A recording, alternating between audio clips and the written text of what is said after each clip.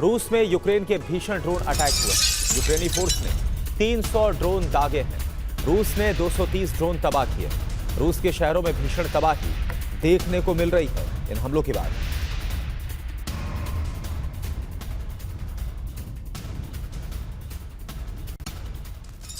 Europe का हौसला एक बार फिर से हाई है। काला सागर में हमले से मिली कामयाबी के बाद यूक्रेन की सेना ने नई रफ्तार पकड़ ली है। शनिवार की रात को भी रूस पर ताबड़तोड़ हमले का सिलसिला जारी है। रूस के पोर्ट को टारगेट करने की कोशिश की गई और साथ ही रूस के एक एयरक्राफ्ट सेंटर को भी निशाना बनाया गया। यूक्रेनी ड्रोन से रूस के कई शहरों में धमाके हुए। नोवरोसिस्क में धमाके के बाद से रूसी तेल सप्लाई बंद है। कजाकिस्तान ने यूक्रेन से तेल पाइपलाइन पर हमले ना करने की गुजारिश की है। फ्रंट लाइन पर रूस से इंतकाम।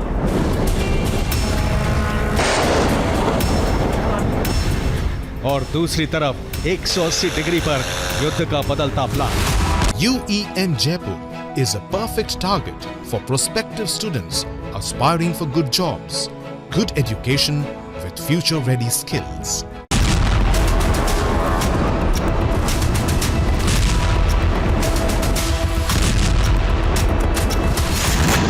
यूक्रेन की सेना बेहद आक्रामक नजर आ रही है, लेकिन ज़ेलेंस्की और उनके गृह मंत्री इन दिनों शांत कमरे में बैठकर रणनीति बना रहे।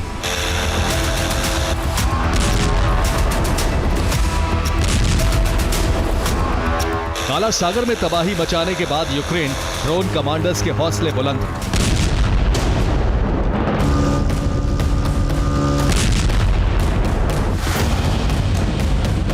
शनिवार को भी यूक्रेन ने रूस पर भीषण हमला किया।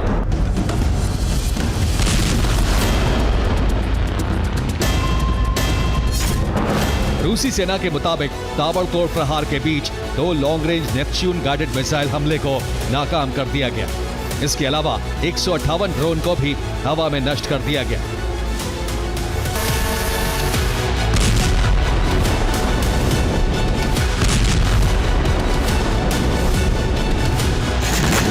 रिपोर्ट के मुताबिक रूसी पोर्ट नोवरोसिस्क पर फिर हमले की कोशिश हुई। नोवरोसिस्क में शनिवार रात भी अलर्ट सायरन बजते रहे। यूक्रेन का ड्रोन फिर रूसी बंदरगाह तक पहुंचा या नहीं, इसकी पुष्टि नहीं हुई है।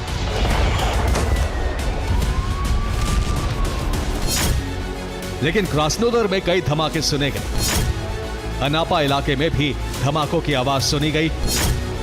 क्रास्नोदर में ड्रोन की वजह से उड़ानें भी रोकी गई।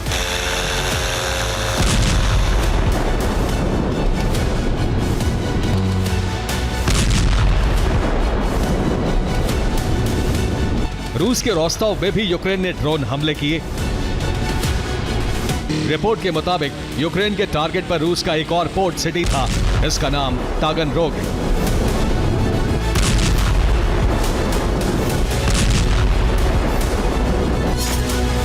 यूक्रेन ने यहां एयरक्राफ्ट सेंटर को टारगेट किया। तागनरोग में एयरक्राफ्ट की मरम्मत का सेंटर है। दावा है कि यूक्रेन के हमले में रूस के सेंटर को नुकसान हुआ है।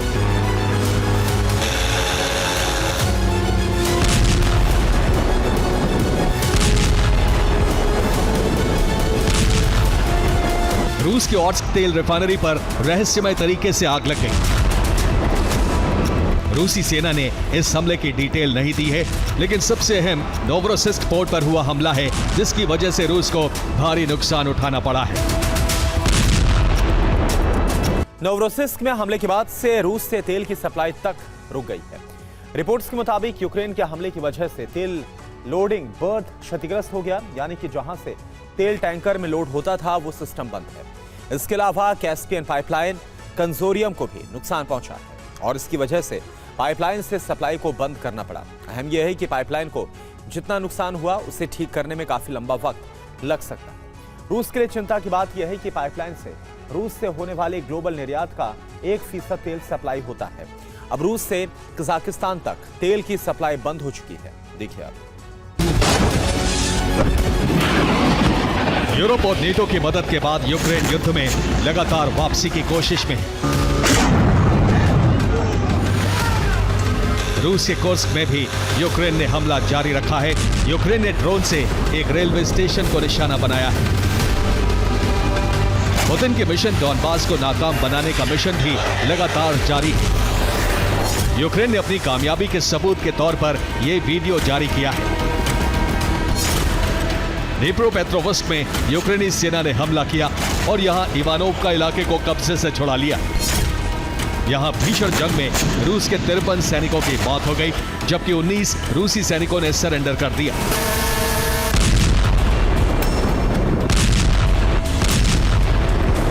यूक्रेन डोनेट्स्क में लगातार ड्रोन हमले कर रहा है। यूक्रेन के निशाने पर रूसी सैन्य ठिकाने हैं। यूक्रेन रूसी सेना की सप्लाई लाइन काटने की कोशिश में भी है। डोनेट्स्क में रेलवे स्टेशन को निशाना बनाया जा रहा है। रूसी सेना के हथियार गोदामों पर निशाना साधा जा रहा है। रूसी सेना ने जहां खाने पीने का सामान रखा है, वहां भी ड्रोन हमले हो रहे हैं।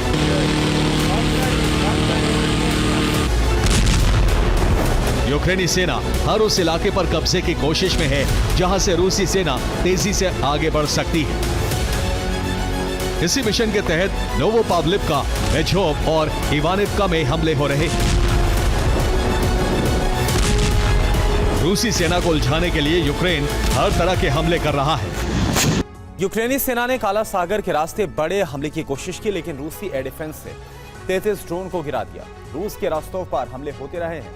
यहां 16 ड्रोन गिराए गए। रूस के क्रास्नोदार में पूरी रात हमले होते रहे। यहां पर 7 ड्रोन को हवा में नष्ट किया गया। खार्किव का बदला लेने के लिए रूस के बेलगोरोद पर हमले जारी हैं। यहां पर 6 ड्रोन नष्ट कर दिए गए।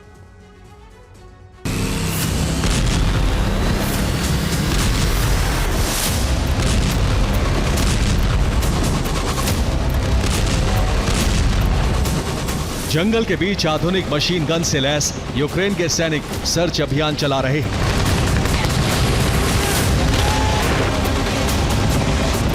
रूसी सैनिकों के छिपे होने की हर संभावित जगह पर अंधाधुंध फायरिंग चल रही है।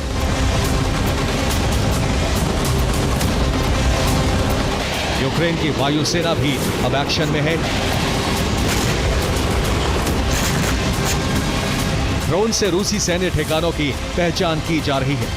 यूक्रेन की वायुसेना भी स्पेशल ऑपरेशन चला रही है। यूक्रेनी फौज अब रूसी सैनिकों के बंकर तक पहुंचकर हमले कर रही है।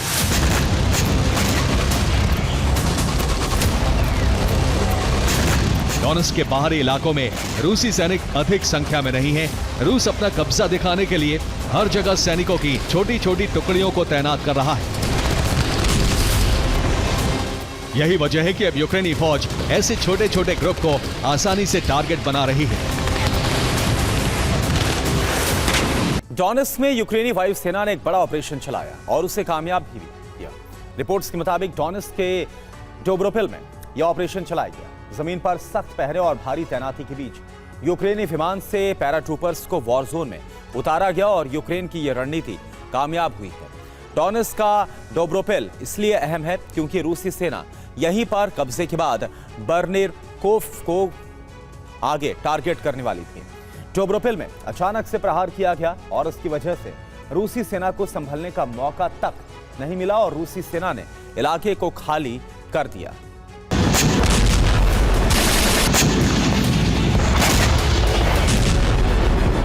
ज़ेलेंस्की मन बना चुके हैं कि रूस से मुकाबला जारी रहेगा, इसलिए यूरोप और नेटो की प्लानिंग के आधार पर अब प्लान को आगे बढ़ाया जाएगा। ज़ेलेंस्की ने अपने गृह मंत्री के साथ रणनीति बनाने का काम शुरू कर दिया है। ज़ेलेंस्की ने फ्रंट लाइन की पूरी रिपोर्ट मंगवाई। वॉर जोन को कई सेक्टर में बांटा जा रहा है। हर सेक्टर पर अलग तरह से प्लानिंग होगी। यूक्रेन के लिए डॉनबास ही सबसे अहम ठिकाना है और यूरोप से इसे मुक्त कराने को लेकर बड़ी रणनीति तैयार की गई। ज़ेलेंस्की ने यूक्रेन में आगे के युद्ध के लिए 4 जोन बनाया है। इसमें पहली नीति डॉनबास में पलटवार की है। काला सागर में रूस पर दबाव की रणनीति बनी है। ज़ेपोरिजिया और खेरसोन की जिम्मेदारी खुफिया एजेंसी को मिलेगी। यूक्रेन को यूरोप से बहुत बड़ा फंड मिलने जा रहा है जिसका इस्तेमाल युद्ध में किया जाएगा। ज़ेलेंस्की अब ये प्लान तैयार कर रहे हैं कि इस वक्त यूक्रेन के किस मोर्चे पर किन हथियारों की सबसे सख्त जरूरत है और सेना को ताकतवर कैसे बनाया जा सकता है। ज़ेलेंस्की का प्लान घमासान को तेज करने वाला है। और इसके लिए ज़ेलेंस्की अपने ड्रोन भंडार को बढ़ाने जा रहे हैं ताकि हमले की रफ्तार और तेज हो सके। ज़ेलेंस्की सेना मुख्यालय के संपर्क में भी है। ज़ेलेंस्की ने नया सैन्य भर्ती अभियान भी शुरू करने का निर्देश दिया है। खुफिया विभाग को भी ज़ेलेंस्की ने बड़ी जिम्मेदारी सौंपी है। खुफिया विभाग को रूसी सेना पर गुरिल्ला हमले की कमान दी गई है और साथ ही रूस के बड़े शहरों और बंदरगाहों पर भी हमला करने का प्लान है। यूक्रेन की आर्टिलरी की ताकत को बढ़ाने का इंतजाम यूरोप ने कर दिया है। ड्रोन और सेना की जरूरतों का सामान भी यूक्रेन को मिलने वाला है। यूक्रेन को जर्मनी की मदद से बहुत अधिक हथियारों की सप्लाई होनी है। इसके लिए फंड भी जारी कर दिया गया। यूरोप यूक्रेन को बेहद सुरक्षित बनाने की कोशिश में है। जर्मनी एयर डिफेंस के साथ पलटवार के लिए हथियार दे रहा है। जर्मनी के अलावा न्यूजीलैंड और ऑस्ट्रेलिया से भी यूक्रेन को फंड मिलने वाला है। यूरोप की इसी तैयारी का असर अब रूस में नजर आ रहा है। यूक्रेन हर दिन बड़े हमले कर रहा है और अब रूस के नुकसान का आंकड़ा और बढ़ सकता है।